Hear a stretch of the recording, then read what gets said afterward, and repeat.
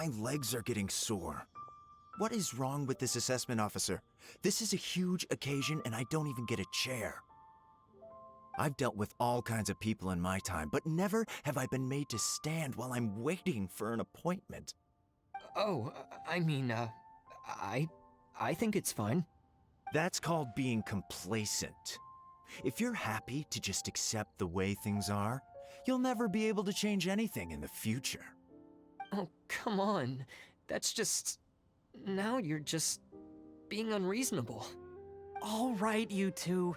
Let's not get into a big argument over this. It's not worth it. Qianwei, that was a bit uncalled for. And Mingbo, cut him some slack. We've all been standing around for a while. It's natural to be getting irritable. Look, how about this? There's no rule saying we're obliged to stand up while we wait, so why don't we borrow some chairs from the guild nearby? Fine. They're not the best quality chairs, to be sure. But under the circumstances, it would be better than nothing. It looks like all 3 candidates have arrived. We'll meet them formally soon. Before that, let me run you through the assessment process. I've split it into 2 stages: current affairs and planning, and face-to-face interview. In the first stage, candidates are required to submit a manifesto for Liyue's development. In the second stage, we will ask them some questions in person. Writing a manifesto takes time, so I informed them of this requirement in advance. These are the reports they submitted. Wow, one of them is really thick. It's also worth mentioning a stipulation I gave them. Whoever is appointed as the new Tianshu will be expected to implement their plan as put forward in their manifesto. Failing the occurrence of some cataclysmic event, they will not be permitted to change their plan. Therefore, these 3 piles of documents in front of us represent where each candidate stands on key policy issues. There's still some time. Have a skim through, get a first impression of what each person's proposing. I'll be waiting off to the side. Just let me know when you're done.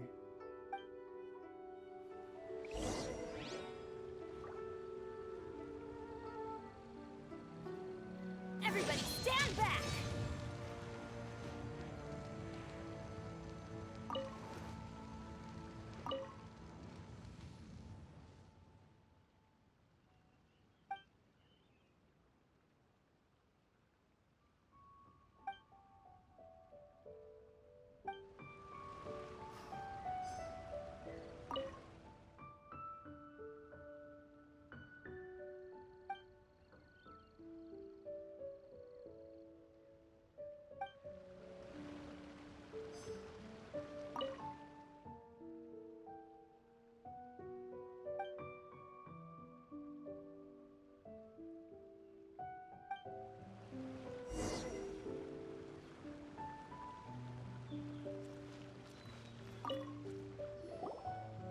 Finished, huh?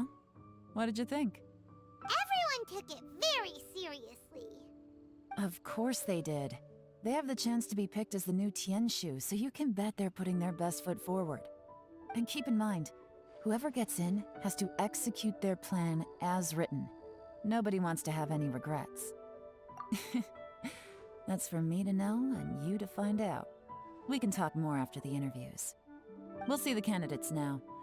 Let's do one at a time. Start with Chenwei. Yes, ma'am.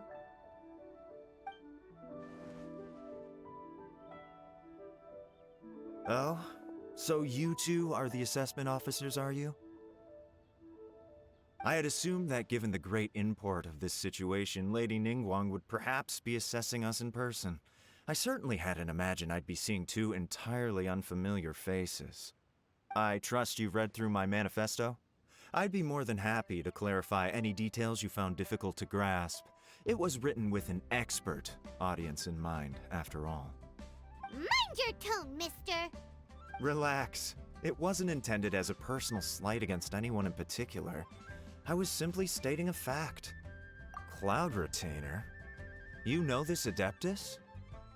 Oh, yes, I remember now. You must be the traveler that people are constantly talking about. With your sterling reputation, you must have a respectable level of erudition. Perhaps you will be able to understand the concepts I have put forward. Although I shouldn't get my hopes up. Oh, is it my turn? Yes. Please introduce yourself. I'm, Mingbo. I work in the Ministry of Civil Affairs. I've worked there for, 9 years, 5 months, and 3 days. In that time, I've handled, 2,347 cases. I have 12 active cases at the moment. They should be concluded in, 16 days? My current work is related to urban planning, and I'm also responsible for, auditing the accounts. To be more precise, there are 3 parts to the accounts, namely... Is it just Paimon, or is he not very good at public speaking? You know what? Let's leave the self-introduction there and move on to some questions. Oh, okay. Sorry.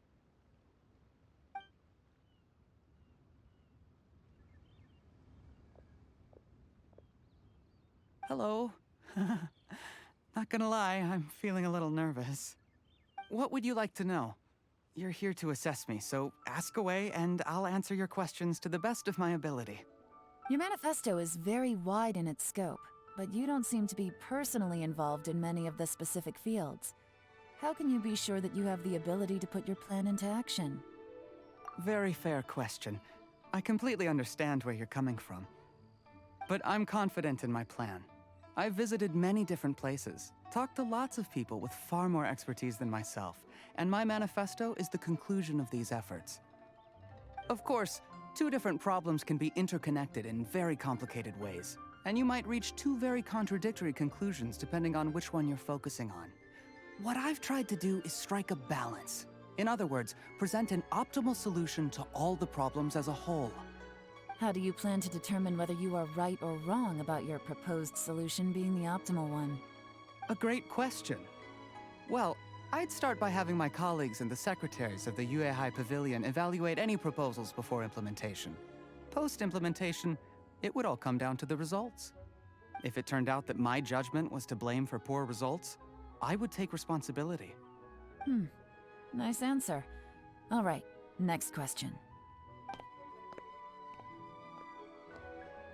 He seems like a great guy. Everything he said was thoughtful and logical, and he was just a pleasure to listen to. Here's my take on what we just learned. As you saw, Qianwei is highly knowledgeable. He proposes many excellent ideas in his manifesto which effectively target the big issues. But he is very proud and incredibly stubborn. He doesn't care much about other people's feelings. Mingbo's plan is more thorough and more measured. You can tell he's meticulous in his work, very detail-oriented. But he and Qianwei are otherwise polar opposites. Mingbo is not very articulate and comes across as very timid in conversation. Perfect summary. Paimon couldn't agree more. You're good at this, Yelan. Last but not least, Yi. His manifesto is full of pertinent details, his methodology is sound, and his proposals cover a broad range of fields, which is quite a rare feat. The depth he goes into in each and every area means it can only be a product of painstaking work. Plus, he is modest and good at dealing with people. But what really interests me is that many of his views happen to coincide with Uncle Tien's. Having someone like Yi take the position would certainly put Uncle Tien's mind at rest. Great. We'll see. Let's go back and report to Uncle Tien.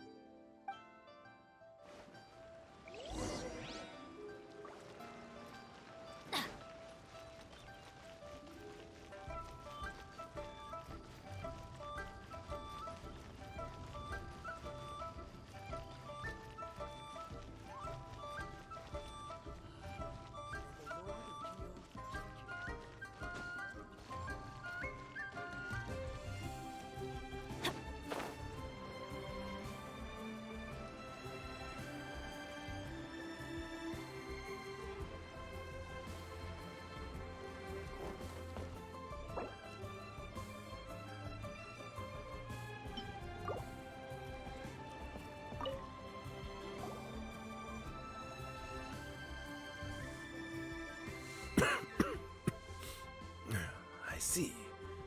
Then it's more or less as I anticipated.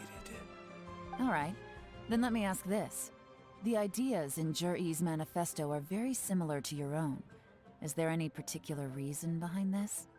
Oh, I didn't want to say anything when I gave you the list of candidates, for fear of affecting your judgment. But I can tell you now. Those 3 candidates have all studied under me in the past. It's only natural that they share some similarities with me. But Xian Wei went on to focus on his business, and Ming Bo has always been occupied with his work at the Ministry of Civil Affairs. Of all of them, Juri was with me for the longest duration. Whoa! So how did you get to know them all, Uncle Tian? Chen Wei was referred to me by an old friend. Ming Bo came to my attention in the course of my work, and as for Juri, that was pure happenstance. We first met while fishing. Gradually, as we got to know each other, we started discussing all sorts of topics. Juri came from a poor family, and his parents died when he was very young. But he was a gifted student and a fast learner. He reminded me of a younger version of myself, so I started out giving him a few words of advice when we were out fishing and noticed how quickly he got on. Quite. And now, all of a sudden, he's grown into a mature young man. It's a joy to see, but it also gets one thinking. The young are growing up, and I am growing old. How time flies. No one can escape the cycle of life. I don't know, Uncle Tian. You still seem in pretty good shape to me. You might have another few years of work left in you, don't you think? Oh, you. There's really no need to console me. Having less energy than I used to isn't such a bad thing. It just means I finally have a good reason to retire and spend my days doing what old men like me should be doing. Going fishing whenever I feel like it. Sounds like you sure love fishing, Uncle Tian. Ooh, there's nothing quite like fishing to pass the time. Ooh, and freshly caught fish, they make the most beautiful fish soup with barely any preparation required. Fresh fish soup. Sounds tasty. Doesn't it? Also, some time ago, Juri purchased a very special recipe from an old fisherman. When we've been fishing recently, Juri always brings some extra ingredients he prepared in advance. The addition of these makes the soup taste even more wonderful. That flavor makes for a fond memory. But at my age, who knows how many more chances I have left to taste it again. Oh, can Paimon come next time too? Paimon really wants to try it. Let's get back to the matter at hand. Uncle Tian, we've reported back. Do you have a verdict? I appointed you as the assessment officer, and I trust your judgment. Had you not asked me why Juri's ideas were so similar to mine, I was not going to mention my history with any of them. This decision must be guided by what is fair and right. Please disregard all other considerations and make your final decision only after a thorough review of each candidate's talents and capabilities. Remember, you must be thorough. Understood. Come on, let's go talk somewhere else. Bye-bye, Uncle Tian. Look after yourself.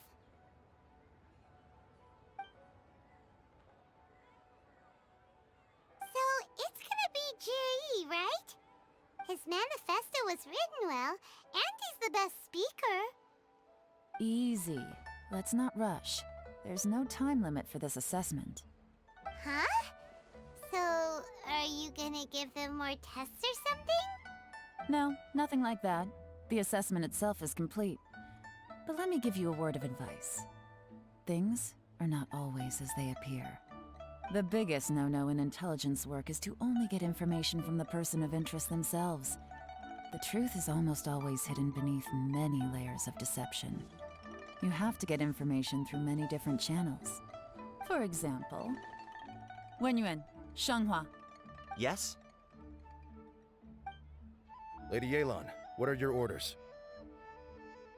Ugh! Who are they? Where did they come from? Did they scare you? These two are Wenyuan and Shanghua. They work for me. As my trusted assistants, they are always standing guard nearby. They also perform various assignments as required. Shanghua is a business expert who gets his information by trading. Wenyuan relies on word of mouth. And there's also Upei, who's not here right now. That meathead must have been out there on sea surveillance for some time now. Is he all right? I seem to remember that he can't swim. Nothing can take that guy down. Certainly not a little wind and waves. Shanghua, visit all the commerce guilds and look into Qianwei's background. Wenyuan, go to the Ministry of Civil Affairs and look through Mingbo's work files. Yes, ma'am. So what about Juri?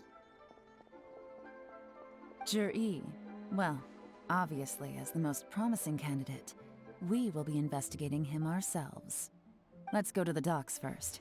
Lots of people passing through there. You can find out all kinds of things. If we're looking for information, why don't we try talking to Bulai, the owner of Wanyu Boutique?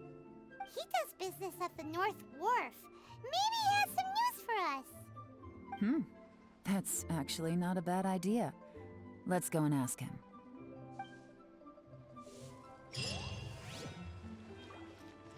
Adventure time!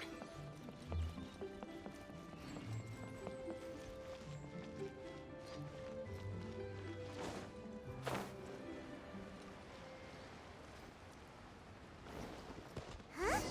What's Bulai doing here today?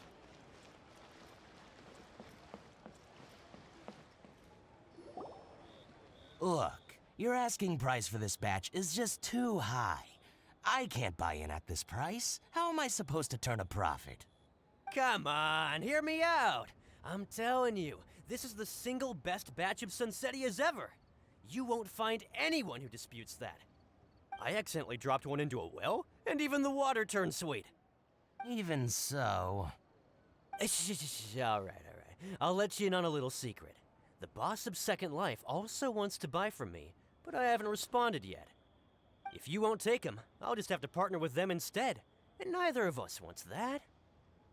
Okay, well, when you put it that way, I'll accept your asking price. I'll take all your stock. Don't sell a single one to Second Life.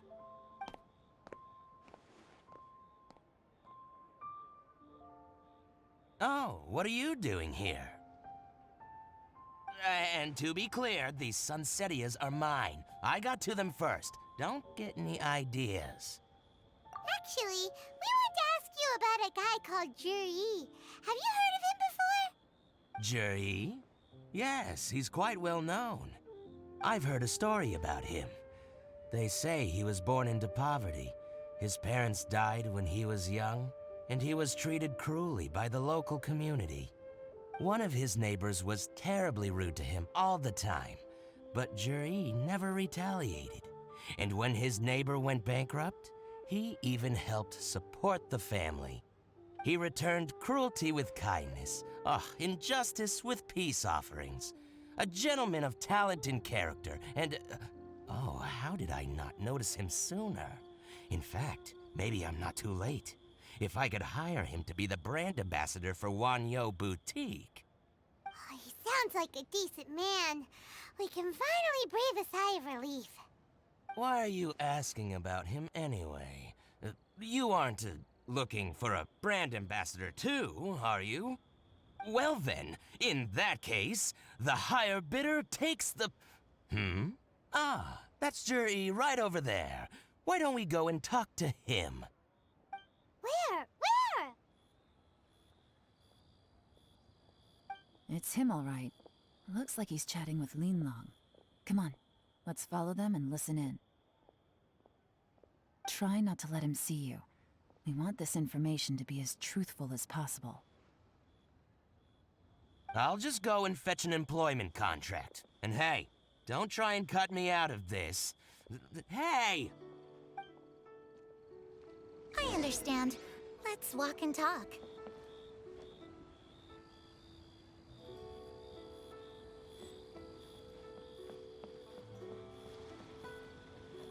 So, you were looking to buy a wineware set? Oh, now I can see that you're a connoisseur, so I won't bother trying to con you. I trust you understand our shop quite well?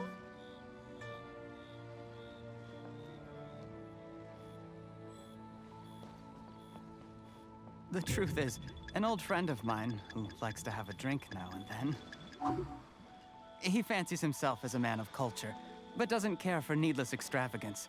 So I thought I might buy him a set of high-quality fakes. How very thoughtful of you. Leave it to me, then. Come and collect it at Shigu Antiques whenever is convenient.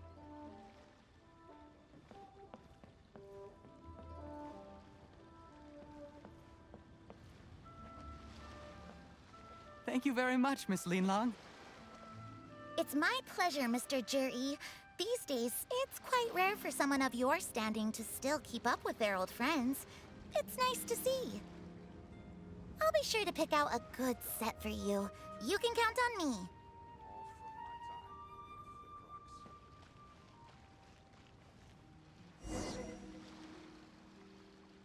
Juri seems to get along really well with everyone. Are you satisfied now, Yelan? Seems like everyone thinks Juri's a great guy. We shouldn't jump to conclusions just yet. Let's go check out the wharf where he usually goes fishing. Do we have to? Wait, you're not just trying to dig up some dirt on Juri because you want to be Tianshu yourself, are you? Maybe I am, maybe I'm not. But hey, if I do become Tianshu, I'll look out for you guys. You'll be able to try all the finest food for free. How does that sound? We will? Well, come on! Off to the South Wharf we go!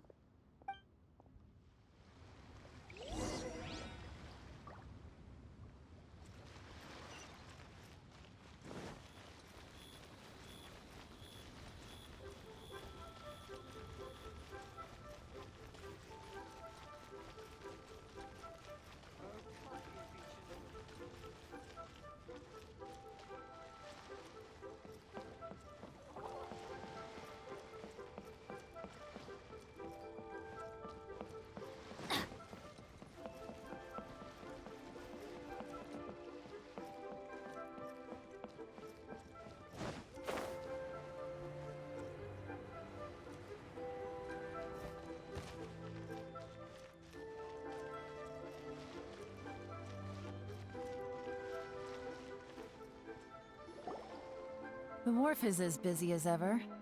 I hear the anglers here sometimes sell their fish to the nearby fishmongers. Let's see what Uncle Soon has to say.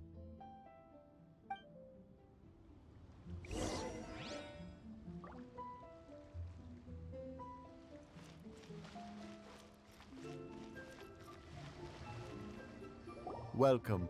What would you like to buy today? Sorry to interrupt. We're actually members of the, Liyue Anglers Association, and we just wanted to ask a few questions about someone. We've heard about this young man called Juri, who's supposed to be a fantastic fisherman.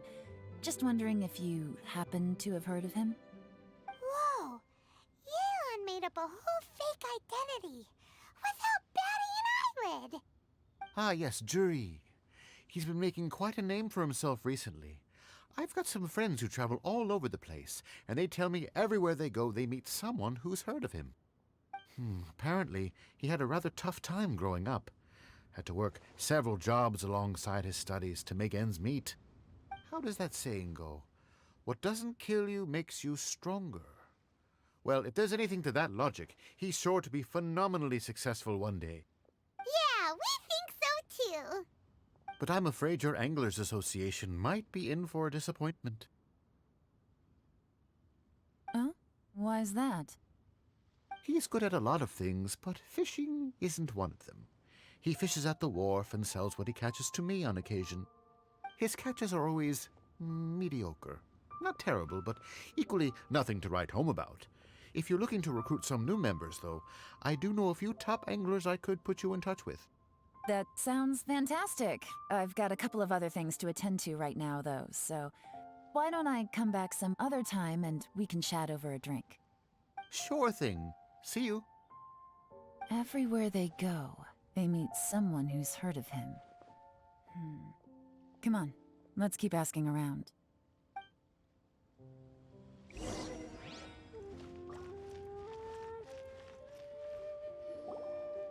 Here to buy some fish? It's 300 for one or 3 for 1,000.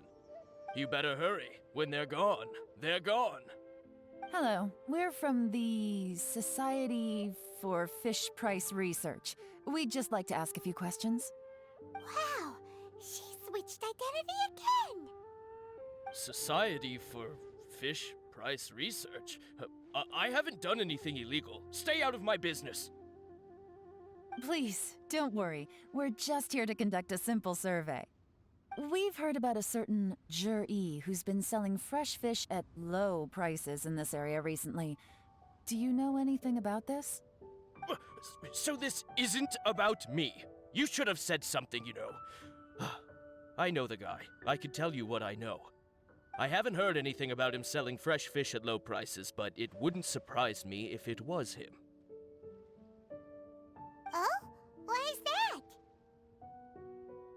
Because he's so poor. His parents died when he was very young, and his alcoholic father still owed a huge amount of debt. No one wanted anything to do with him.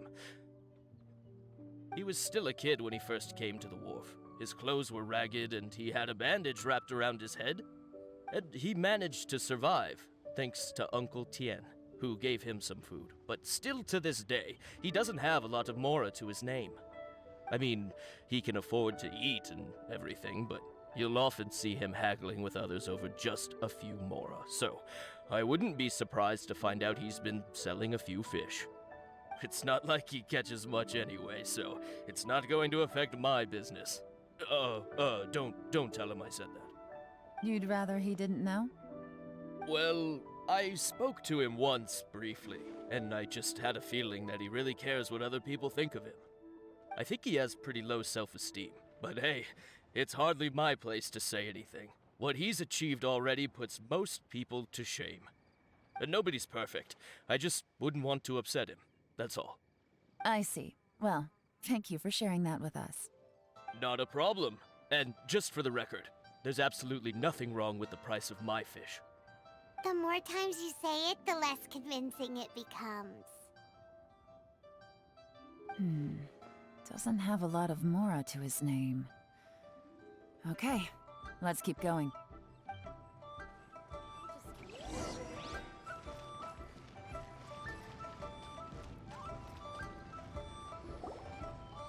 Hey, it's you guys! Wait, what's the phrase? Oh yeah, honored to meet you. What brings you to me? The truth is, we are but newcomers to this territory. We heard tell of a great martial artist, Master Dugu, who knows everything there is to know. Hence, we sought you out to ask for your guidance. Really? People said I know everything there is to know? But of course, we also heard that Master Dugu is a kind and virtuous swordsman who never turns away anyone who comes with questions. Great! So what do you wish to know? Nothing happens on this street that I don't know about. Now she's lying to a kid. So, Master Dugu, have you heard of one by the name of Jur-E? Sure have. You mean that guy that all the grown-ups are talking about these days? I've heard many tales of Juri. For example, I can't remember. Probably 'cause it's nothing that important. I prefer stories about sword-fighting heroes. Oh, I can completely understand that. Then let me ask you this. Do you remember roughly when the grown-ups started talking about Jur-E? Oh yeah, I know that. It was about 2 or 3 months ago. Before that, people always used to talk about Juri in a kind of nasty tone of voice. But 2 or 3 months ago, suddenly everyone started to like him. Sometimes he gives me candies, so I'm glad that people are starting to like him now. Just as I thought. Huh? What do you mean? I mean, just as I thought, Master Dugu is indeed as kind and virtuous as the legends claim. I'm not that great. Oh yeah, one other thing. These days, there's a lot of people I've never seen before talking about Juri stories in the street. They seem like nice people. Oh, definitely. Great! So next time I see them, I'll say hi. And I guess I can share some of my candies with them too. Certainly. You can also tell my friend in Yenshang Tea House about what they're up to. I'm sure my friend would also like to say hi to them. Thank you, ma'am. You're welcome. Well then, fare thee well, Master Dugu. Until we meet again. Any of that sound strange to you? Strange? What was strange about it? Juri seems to have a great reputation. Uncle Soon and Uncle Gao spoke highly of him, and Dugu Shuo seems to like him too. True. But the issue is, where did his sudden celebrity come from? It almost seems too good to be true. Sudden? Too good to be true? What do you mean? So he returns cruelty with kindness, and had to work to support his studies. These are the kinds of things that make someone well known in their hometown. But Uncle Soon said even his friends who travel far and wide hear about him wherever they go. That's a little over the top, if you ask me. Do you remember what Dugu Shuo said about Jur-E's stories? Clearly they left him with a good impression of the guy. But beyond that, he wasn't interested in the details. That's the reaction I would expect from any normal person. Plus, there's the fact that all this praise of Jur-E has only been happening within the last 2 or 3 months. His childhood, his studies, the thing with his neighbor, none of these are recent events. So why are these stories only going around now? When you put it like that, it is kinda strange. Of course, if that's all there was to it, I wouldn't look into it any further. Jur-E was born into a poor family. Paying people to get his stories out there is within the rules of the game as far as I'm concerned. The problem is, do you remember what Uncle Gao said about him?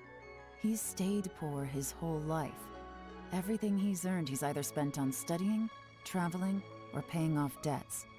I don't think he has the mora to pay for a publicity campaign. Right, and that changes everything. It can mean a powerful faction is trying to gain influence over the Liu at Xixing. That's the worst-case scenario. But all too often, the most pessimistic speculation turns out to be closest to the truth. Someone's trying to gain influence over the Qixing? That sounds serious. What should we do? Even if we asked Juri about it, surely there's no way he'd admit it. First, we need to find out who's supporting him. Don't worry, I've got a plan. Remember the current affairs and planning stage of the assessment? Since the successful candidate is duty-bound to implement their plan after taking office, their manifesto tells us their stance on key issues. Whoever is secretly helping Jur-E must be seeking to benefit from his actions after his appointment. So, we should be able to find some hints in Jur-E's manifesto on who we're dealing with. Come on, let's get back to Yenshang Tea House.